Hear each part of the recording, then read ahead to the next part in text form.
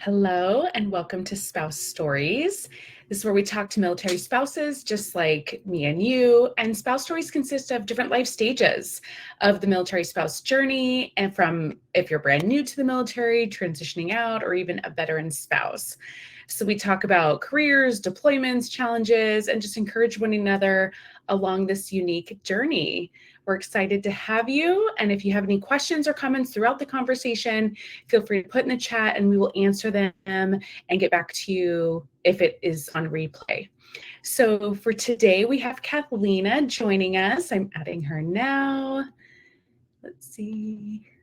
Okay, that should work. And Kathleena is a military spouse. She's also a veteran, a mom, and has over 20 years of combined active duty and spouse experience. She has a master's degree in leadership, an MBA, and was formerly an award-winning writer and editor for one of the nation's top consulting firms.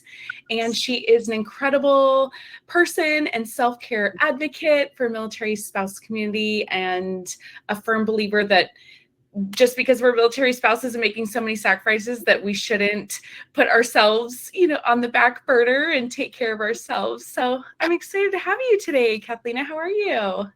I'm great. And aloha from Hawaii. Yes. That sounds so nice. Hope you're enjoying it. Beautiful afternoon. Awesome. Well, we're so excited to have you. Thank you for joining us, and would love to just chat. First off, just share a little bit about yourself, about your story. I know you were, a veteran, but then also a spouse. So just tell us a little bit about you. Okay, so I am an Air Force veteran. In February, I'll be in my 20th year as a military spouse. So we just PCS here to Joint Base Pearl Harbor Hickam. We've been here since December. And my background is a lot of communications. I was a graphic artist when I was in the military, so I'm more on the creative side. But I've been at home for the last year. But before that, I was a professional writer and editor, and that's what I did for a living. And so now we're here in Hawaii, and I'm kind of starting this new journey, really exploring entrepreneurship and just being a self-care advocate for the military spouse community. And so I'm glad to be here. How did you get on this self-care journey yourself, and where did that kind of start? Well, I feel like I've probably been on it for a very long time. I was just only really focusing on just small pockets of it. So like I would get on a fitness kick, or I would get on like this emotional wellness journey. And so I kind of realized like I need to bring it like all together.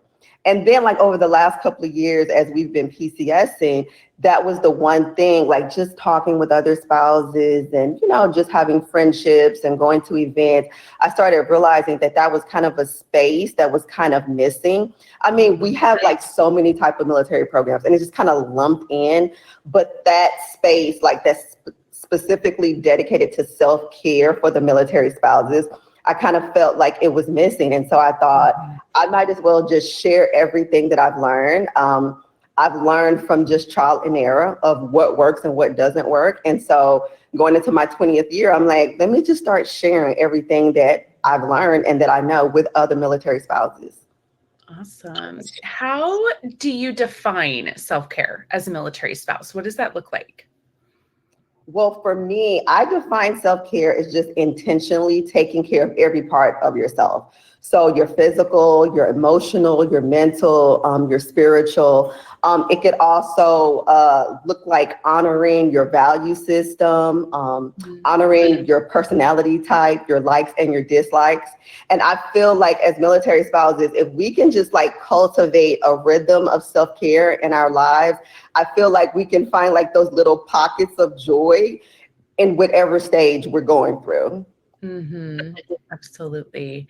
So tell us a little bit about, for yourself, what does self-care look like? How do you develop those rhythms?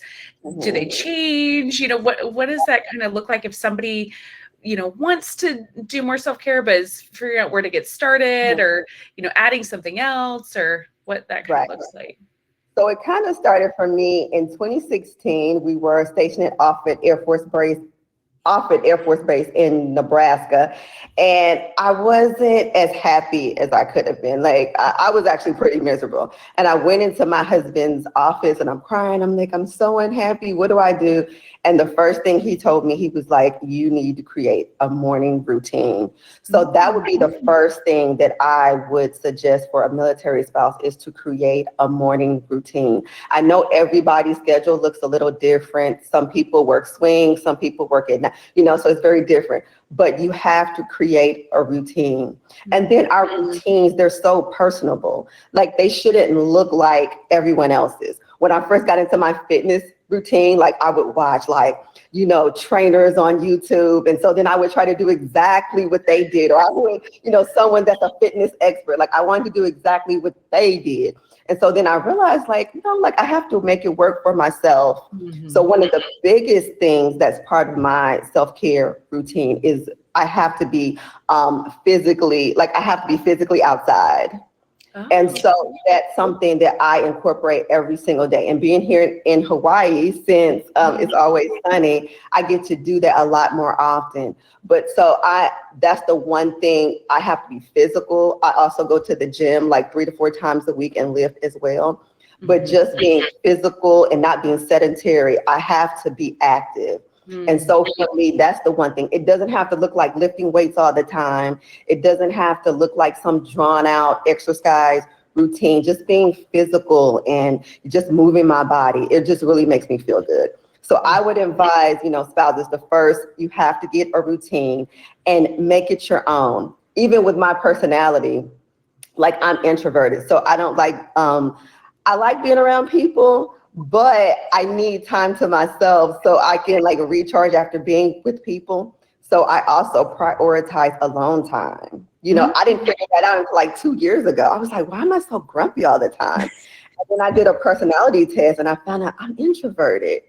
And once I started doing that, just prioritizing alone time, I was like, oh my gosh, I feel so much better. So if I go to an event and it's 100 people there, I probably need about 2 days to myself, and then I start feeling better again. So just those little things I would say would be the first thing for military spouses, just to start off with a routine and make it very personable. Mm-hmm. I love that. So it looks different for everybody, and not everybody fits into the same box. And so figure out what works for you and your schedule, but then also your likes and dislikes and personality, like you were mentioning. Exactly. Especially with fitness, you have to do, when it comes to fitness, you have to do things that make you feel good and you don't dread doing. If you dread doing your exercise routine, it's probably not the right thing for you. Mm-hmm. And so, like I said, I love walking. And so I'll probably never get back on a treadmill. I dread getting on a treadmill. I dread running on a treadmill, but I love walking. And so that's something I'll probably do for the rest of my life. Awesome. So what is one of the best pieces of advice you would give to military spouses when it comes to self-care? What would you tell them? So one of my best pieces of advice, and I really had to adopt this since we have PCS here, and that is to have extreme grace and patience with yourselves. Military spouses, we're so special. We are so unique. There is probably not a spouse group on this planet that can do what we do. We're moving every 24 to 48 months. Our kids, as young as elementary, they're going through a lot of changes. And so because the changes that we go through are so sudden, sometimes in our minds, we think mentally and emotionally, we have to be there as well. But it doesn't work that way because we're human. And so, for example, when we PCS'd here in December, I said, I'm going to give myself 4 months. And then, I'm going to be settled, and then everything's going to be great. And then I'm going to, start doing all these things. I didn't really start feeling normal until August. So at the 9-month mark, but I really had to take time and say, okay, Kathleena, it's okay if you're still feeling a little anxious, if you can't find your way around without a GPS yet, if those boxes are still not unpacked, it's okay. I'm going to be patient with myself. And so I really had to work on blocking out a lot of the negative self-talk that I usually have when I PCS, because it's just so sudden, And then even with this PCS, my teenage girls, it was very kind of like emotionally traumatizing for them. And so I really had to slow down and be like, okay, let me just work on my emotions. Let me help my kids work through their emotions. So that would be the number one piece of advice. Just be patient with yourself. Have grace for yourself. This is something that no other spouse can do this. I don't think they can. Right. Absolutely. And not comparing yourself to someone else, right? Exactly. It's self-care is very personal, and figuring it out, but not comparing your journey with anyone else, even though we understand as military Right. spouses, but Right. everybody's Yeah. different. Yeah. I think sometimes even too, I know I have, maybe you're at a duty station that you don't really like, or maybe you're not feeling it. And sometimes we see the lifestyles of like other spouses that are not in the military, and we're like, oh, I wish I could have that, but it's just not the case. And so really just kind of building your own self-care routine and wellness into the lifestyle that you have. And like I said, I feel like if we can do that, we can find those pockets of joy at whatever duty station that we're at. So. Well, any other thoughts or words of encouragement for the spouses here? Well, I think too, like I said, I feel like it was kind of like a void, like specifically when it came, like the word self-care, because me and my husband, we were debating the other day about like self-care and wellness and just how they're all interchangeable. But I think that word, especially during COVID, especially during the pandemic, it was really a buzzword that kind of like came out, and I kind of really leaned into it. It's still kind of floating out there, but not too much. But I think going forward, that's something that I'm really going to champion for in the military spouse community is just self-care, self-care, self-care. And self-care, the one thing that I learned, it doesn't have anything to do with our spouses. It doesn't have anything to do with our children. It's really about just really taking care of ourselves. I was also noticing that some of my peers and people, in the same age group as me, like we were burning out, like 30, 35, we're burned out. And so I was just like, what can I do for the military spouse community so that they can stay in this thing for the long haul? He says a quote, I believe by a general, and he was really talking about how we're not only trying to retain military members, we're trying to retain families. So I feel like the spouses, we're the heartbeat of the family. We keep everything together. We keep everything going. We're really there as an anchor when the military members are gone. So I just really want to champion and be that advocate for military spouses and just, let them know you can be in it for the long haul and you can be happy and joyful at the same time. Well, that's awesome. Thank you so much, Kathleena. You're such an encouragement to all of us and just a joy to chat with. And I love our time together. And so just thank you for joining us. And also, I wanted to put in here, we'll add it to the chat and the caption, your podcast that you recently did about self-care. Definitely worth a listen. If anybody hasn't listened to it already, we'll put the link in here. So definitely go listen to that. It'll go in a little bit deeper, longer, into some more details about that. And if you want to connect with Kathleena, you can do it right here in the app and ask questions in the comments or anything. We're here to support you. And we just thank you so much for all your encouragement and who you are as you're a champion for military spouses. So thank you so much. And thank you for having me on. And thank you for inviting me to this platform. Like I said, I think I came across 12 Million Plus before, but now that I got in over the weekend, it had all these amazing resources and I'm in all these rooms and groups and chats and looking at different things. So thank you guys so much for what you're doing. This is an amazing app. I'm just so blessed to be a part of it. And I'm just excited for you guys to grow. Awesome. Well, definitely plug in to any of our other resources. We're doing a whole month of wellness. So self-care is just a piece of it.